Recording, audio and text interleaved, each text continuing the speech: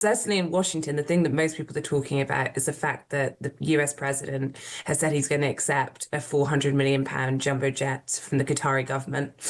And he has Yes, managed, yes, yes. which even by Donald Trump standards of shock, I think has raised the eyebrows of some natural supporters here. So it's not just the Democrats Yes, it saying, has.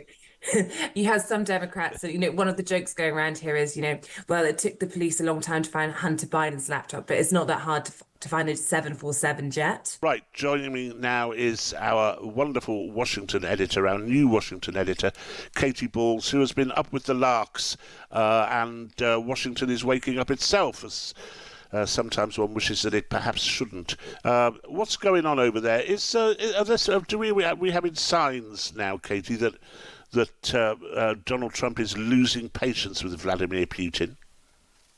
I think there are some signs that he is losing patience with Vladimir Putin. I think the question is still, when do you reach the tipping point? We've obviously, the big story in Washington, D.C. this week has been the fact that Donald Trump has been away in the Middle East. And there had been talk that there could be these crunch, and we've heard crunch negotiation talks, peace deal talks in Turkey between Donald Trump, Vladimir Putin, and so forth as part of the trip.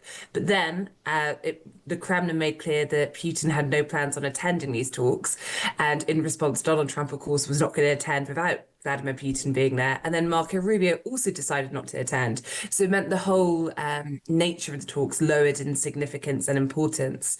But I think the reason we can't say for sure he's about to turn his back and really go for Putin is while he does appear to be tiring, you also have Donald Trump saying, I'd like to meet him. I'd like to meet him soon when he's available. So it depends a little bit on how the Russian leader responds.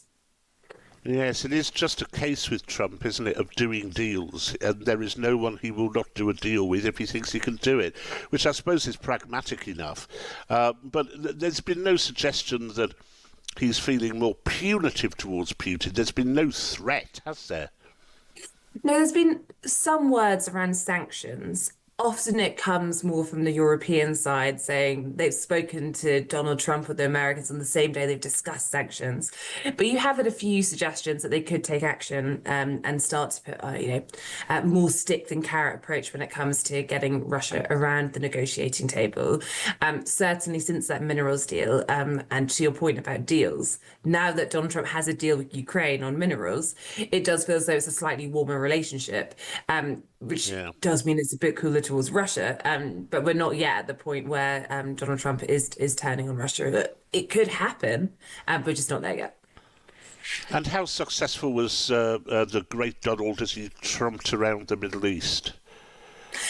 Well, it was a pretty remarkable tour.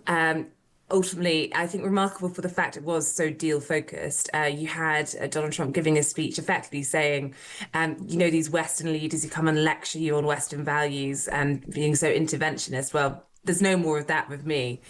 His America First policy is also one that the Arab leaders should enjoy because it is about, deals and credit, not chaos and so forth. So I think it's landed well in that sense. But certainly in Washington, the thing that most people are talking about is the fact that the US president has said he's going to accept a £400 million jumbo jet from the Qatari government. And he has managed, which even by Donald Trump standards of shock, I think has raised the eyebrows of some natural supporters here. So it's not just the Democrats saying, you have some Democrats, one of the jokes going around here is, well, it took the police a long time to find Hunter Biden's laptop, but it's not that hard to find a 747 jet. And I think as so surely things will speed up, and therefore I think that you have members of the Make America Great Again movement who are questioning whether it's so wise to be taking a gift from Qatar. Old school Republicans also raising security concerns, and once again Donald Trump just as things currently stand, brazening it out and saying this is great for America and also eventually for his presidential library. Wonderful. The man is magnificently shameless. You have to say that. You have to say that. Very briefly, Katy, Joe Biden's book's out. How are the Democrats enjoying that? I think the answer would be not. They're not enjoying that.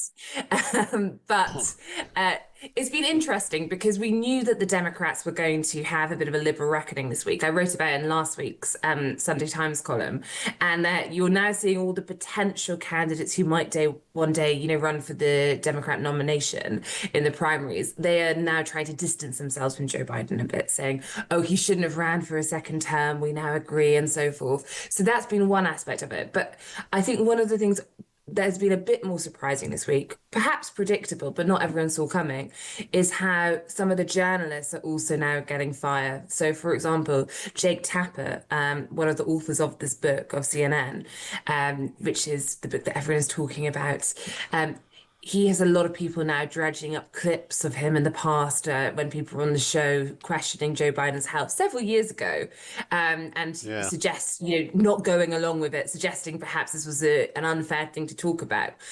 So the reckoning, I think, is extending to the US media and whether there was, what they were being accused of as some form of cover-up. And now, of course, it's quite fashionable for all the media to be talking about it. But why was there such a pause between, when lots of these events were apparently taking place and when were they written about? I think that's one of the quite interesting conversations going on right now. Yeah, no, it is indeed. Katy, thanks a lot. Great to hear you again. And that's the Times and Sunday Times New Washington editor, Katy Balls. You can read her column in the Sunday Times tomorrow, or with a digital subscription, of course, via thetimes.com. Not in the future. Well, I think what happens with the plane is that, we're very disappointed that it's taking Boeing so long to build a new Air Force One. We have an Air Force One that's 40 years old.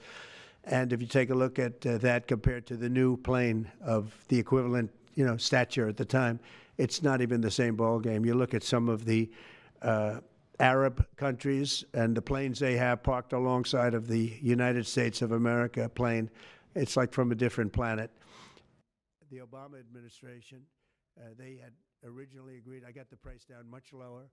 But I thought it was a great gesture. And I think it was a gesture because of the fact that we have helped and continue to, we will continue to, all of those countries, Saudi Arabia, UAE, Qatar, and others, we keep them safe. If it wasn't for us, they probably wouldn't exist right now. And I think this was just a gesture of good faith. And I don't get it. Someday it'll be like Ronald Reagan. They decommission them. They get to a certain age, they decommission them. It'll go to my library. They're talking about going to my library because, it takes a little while to do this stuff. And we're doing it early in the administration. Do you plan to use the plane after you leave office? No, I don't. No, it would go directly to the library after I leave office.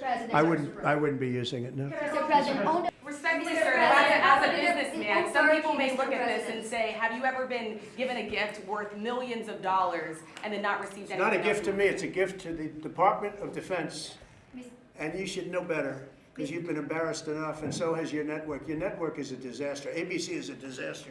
Here is the bill. Bobby, come on over here. Now you're talking about trillions and trillions of dollars.